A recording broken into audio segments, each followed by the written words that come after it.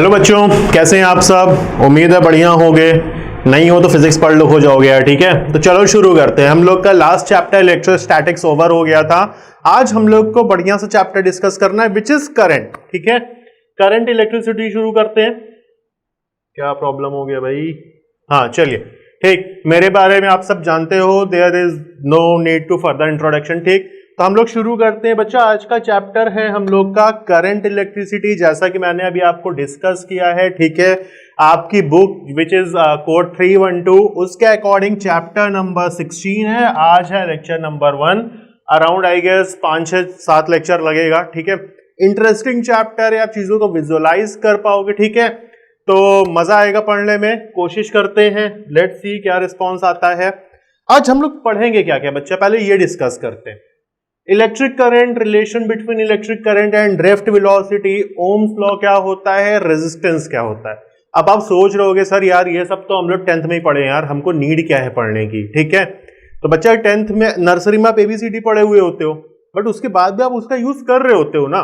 तो 10th में आप वही चीज, यही चीज इतनी सी पढ़े हो, आज इतनी सारी पढ़ेंगे। ठीक है, तो उम्मीद यही होगी मुझे कि जो बेसिक्स आप 10th में पढ़े हो, लाइक रेजिस्टेंस होता क्या है, ओम्स लॉ कहता क्या है। ठीक है, तो आई होप जहन में होगा, और अगर जहन में नहीं भी है तो भी कोई प्रॉब्लम नहीं है। मान के चलूंगा कि आप 10th का जो पढ़े होगे वो भूल गए भाई। आप माइंड सेट करके चलते हो यार कि 10th का पेपर देके आए, काम खत्म, अब जो पढ़े हैं सब निपटाओ। ठीक, तो चलो शुरू करते हैं। लेट्स सी इलेक्ट्रिक करंट क्या होता है। इलेक्ट्रिक करंट नॉर्मली डेफिनेशन बच्चे रटे हुए होते हैं कि sir the rate of flow of charge is called electric current. ठीक है, पॉइंट क्या है कि यार अच्छा एक बात बताओ। ठीक, मान लो अपने पास ये कंडक्टर है, राइट। अब मान लो इसमें कोई इलेक्ट्रॉन्स हैं, रैंडम मोशन कर रहे हैं, तो क्या ये इलेक्ट्रिक करंट प्रोड्यूस करेंगे? अपने आप को आप आंसर करो भाई, ऑनलाइन है यार, मेरे को आप आंसर कर नहीं सकते हो। ठीक है, अपने आप को ही करना पड़ेगा आपको। ठीक, तो आपकी जानकारी के लिए बता दूं, ये इलेक्ट्रिक करंट प्रोड्यूस नहीं करेंगे। फिर से पॉइंट फंसता है। अभी मैंने कहा rate of flow of charge is called electric current, और अभी मैं कह रहा हूं कि बच्चा यहां पे करंट फ्लो कर रहा है, सॉरी चार्जेस फ्लो कर रहे हैं, बट करंट प्रोड्यूस नहीं हो रहा है। क्यों? ठीक, तो इसका आंसर आप ही लोगो। ठीक, जो चार्जेस होते हैं ना बेटा, वो आपकी तरह होते हैं।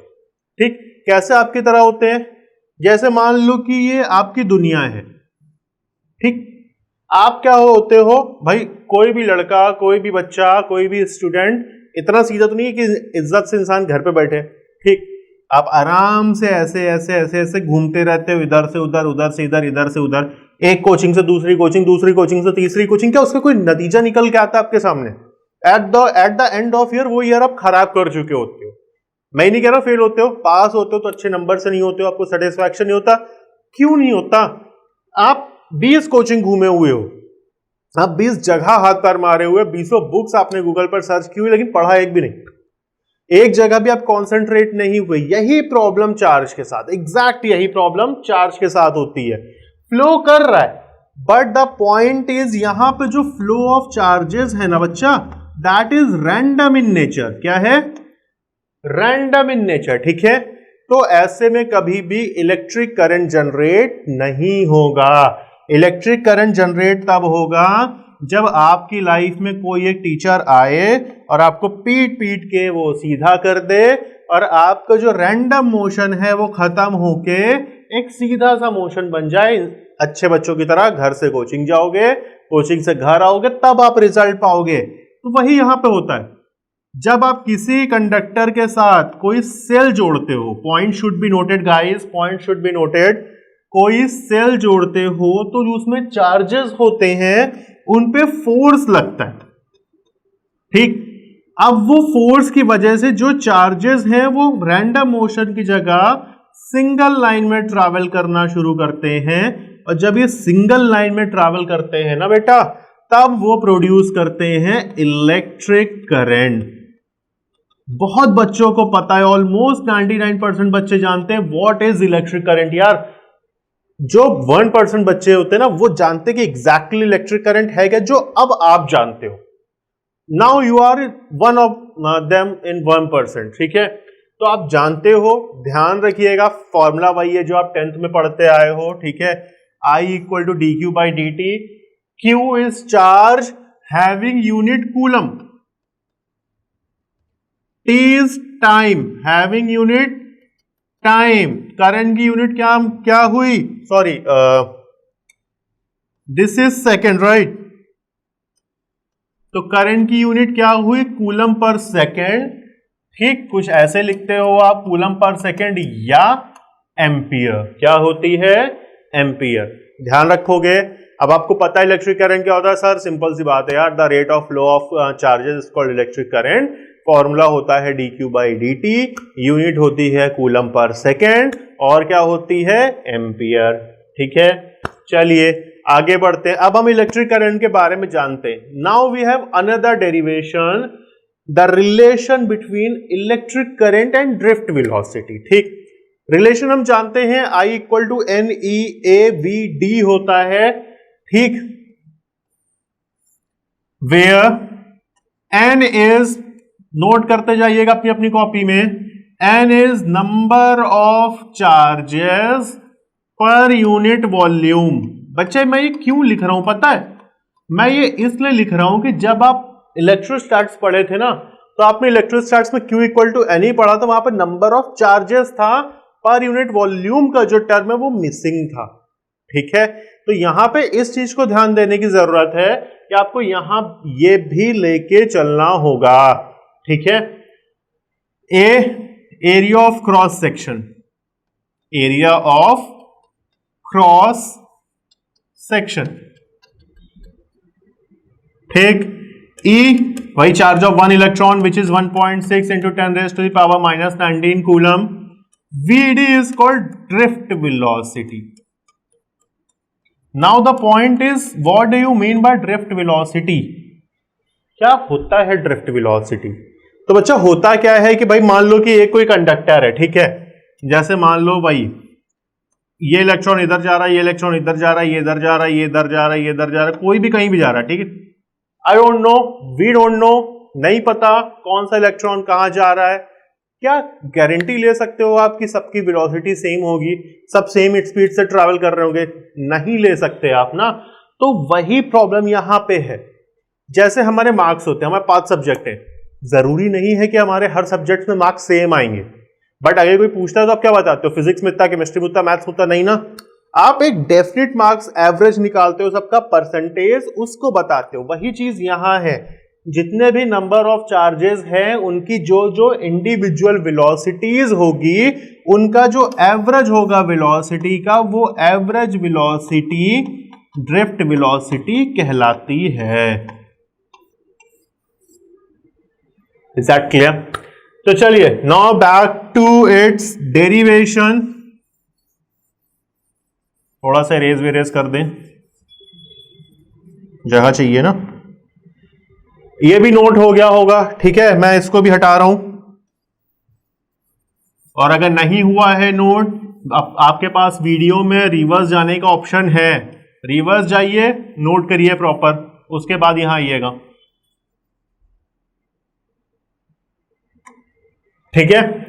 तो चलिए I इक्वल टू वही dq बाई dt से शुरू करते हैं डेरिवेशन को हम। I equal to q by t, और हम जानते हैं Q equal to number of charges,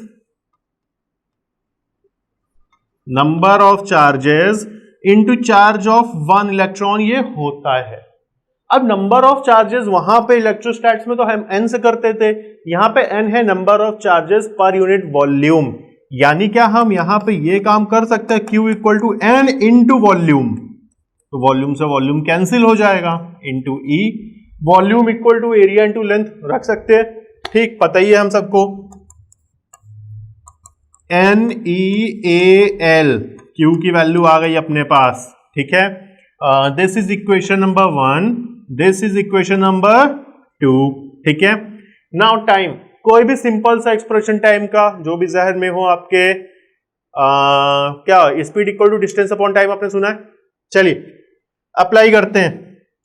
speed equal to distance upon time, या time is equal to distance upon speed.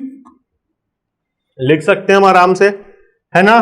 This is equation number 3 on putting value of Q and T from equation number 2 and 3 in equation number 1.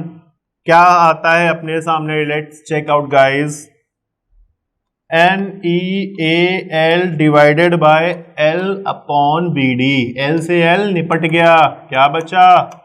NEABD। यही तो अपने को चाहिए था, है ना, यही अपने को चाहिए था और ये हमको मिल चुका है। क्लियर? कोई प्रॉब्लम? एक बार अगर नहीं समझ में आया हो तो वीडियो को रिवाइंड करिए, दोबारा देखिए, आई होप चीजें क्लियर हो जाएगी, और नहीं होती तो फिर हम लोग हैं ही हैं, ठीक है। तो अच्छा क्या प्रॉब्लम हो रहा है इसमें यार? कुछ हो रहा है, देखेंगे क्लास के बाद क्या होता है। ठीक, तो ओम्स लॉ क्या होता है बच्चा? आप देखो ओम्स लॉ, ठीक, ओम्स लॉ में मैं पहले क्लास 10th पे जाना चाहूंगा। ओम्स लॉ में आपने क्लास 10th में सिर्फ इतना पढ़ा था, V is directly proportional to I। यहां तक की डेफिनेशन आप पढ़े हो 10th में, चेक करो।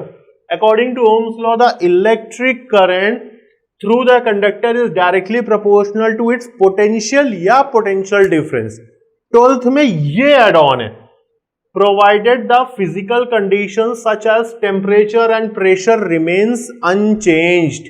ये एड ऑन हुआ है, वहां यहां लिमिटेशन होता है। क्लास 10th में बच्चा आपको लिमिटेशन नहीं पढ़ाया गया था, ठीक है। तो मेक श्योर कि यहां पे आप ध्यान रखोगे कि आपको लिमिटेशंस लेके चलना है। अगर आप नहीं लिखते हो तो आपके मार्क्स डिडक्ट होंगे, ठीक है। So be careful guys. V is directly proportional to I, V equal to RI हम जानते हैं, where R is called resistance,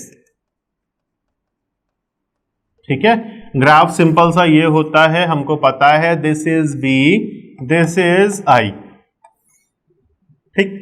there is no more point for further discussion, ये बात आप पहले से जानते हो। जो मेरे को यहां पे आपको हाईलाइट करना था वो हाईलाइटिंग ये थी, इधर देख लीजिए आप एक बार। जो हाईलाइटिंग थी वो ये थी, provided the physical condition such as temperature and pressure remains constant. क्योंकि अगर फिजिकल कंडीशंस कांस्टेंट नहीं रखोगे आप तो V is equal directly proportional to I valid नहीं होगा। ये बात अभी हम लोग आगे सीखेंगे और देखेंगे अभी, ठीक है। तो लेट्स सी कैसे देखते हैं हम लोग। अभी यहां पे कई चीजें आने वाली है, ठीक है। तो बहुत बेसिक तरीके से शुरू करते हैं रेजिस्टेंस का। रेजिस्टेंस होता क्या है? अभी हमने सिर्फ इतना सीखा कि रेजिस्टेंस का ये फॉर्मूला है, मतलब potential upon current is called resistance. हम समझना चाहते हैं रेजिस्टेंस मतलब होता है किसी को रेजिस्ट करना या किसी को रोकना या किसी के रास्ते में रुकावट डालना, दैट इज कॉल्ड रेजिस्टेंस, ठीक।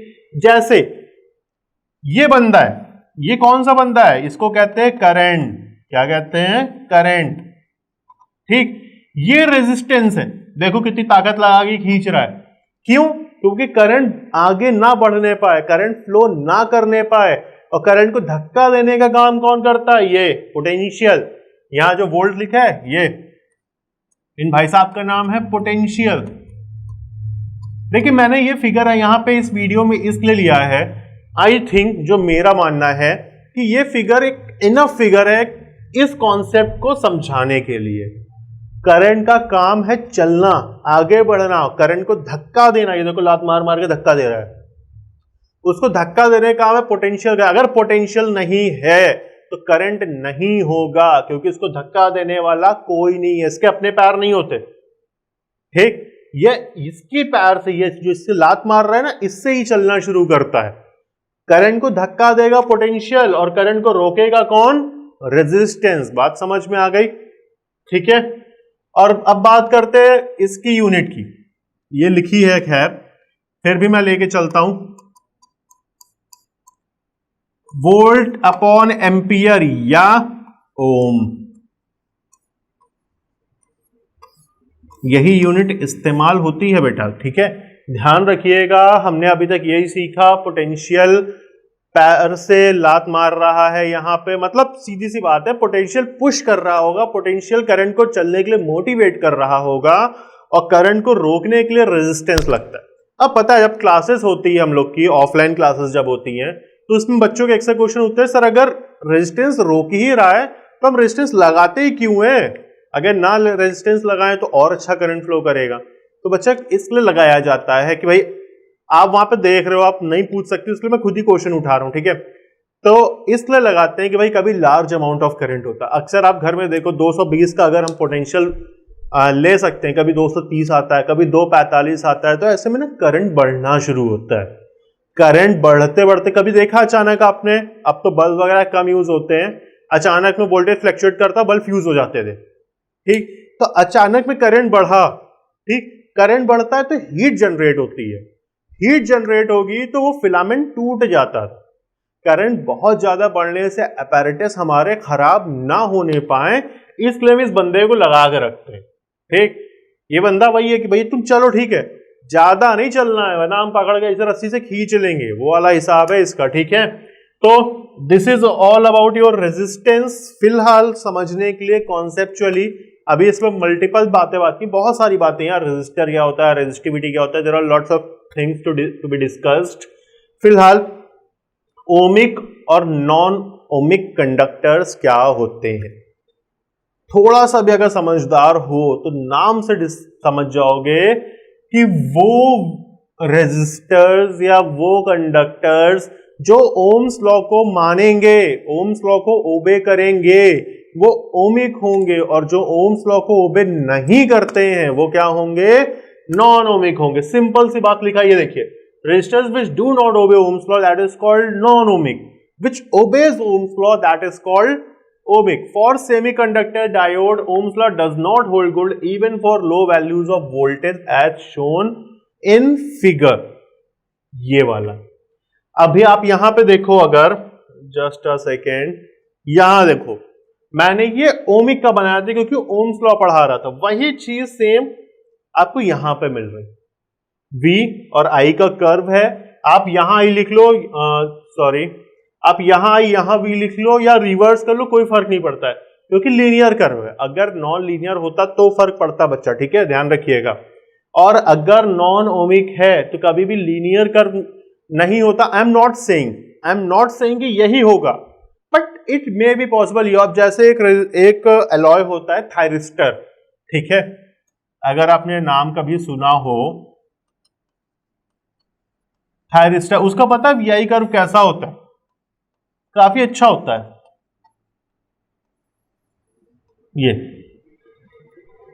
ये इसका VI कर्व है। तो मल्टीपल चीजें हैं, एलॉयज हुआ, सेमीकंडक्टर्स हुआ। एलॉय में आप क्वांटिटी मान लो नाइक्रोम है, ठीक, अब नाइक्रोम में निकिल क्रोमियम की क्वांटिटीज भी अगर आप बदल दोगे ना, अमाउंट जो प्रपोर्शन होता है, तो भी कर्व चेंज हो जाएगा, ठीक। मैं यहां पर ये तक नहीं कह सकता कि एक अलॉय का एक ही कर्व होगा, नहीं यार, बदल जाते हैं कर्व, ठीक है। इसलिए नॉन ओमिक के कर्व फिक्स नहीं है।